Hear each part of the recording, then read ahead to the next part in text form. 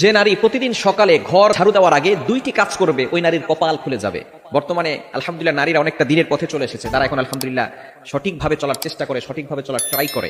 আমরা বিশেষ করে সকালবেলা ঘুম থেকে ওঠার পরে ঘরটাকে ঝাড়ু দেওয়ার ট্রাই করি। ঘরটাকে ঝাড়ু দেয়, বিশেষ করে মা বোনেরা যারা আছেন ঘরটাকে পরিষ্কার পরিচ্ছন্ন রাখার জন্য ঘুম থেকে ওঠার পরেই ঘর ঝাড়ু দেয়। এই ঘর ঝাড়ু দেওয়ার আগে কিছু কাজ করতে হবে। দুইটি কাজ যদি নারীরা করতে পারে ওই নারীর কপাল খুলে যাবে। এক নাম্বার হচ্ছে ফজরের সালাত আদায় করা। ফজরের 2 রাকাত ফরজ নামাজ আছে না নাই? ফজরের নামাজ কয় রাকাত? মোট হচ্ছে 4 রাকাত, 2 রাকাত সুন্নত, 2 রাকাত ফরজ।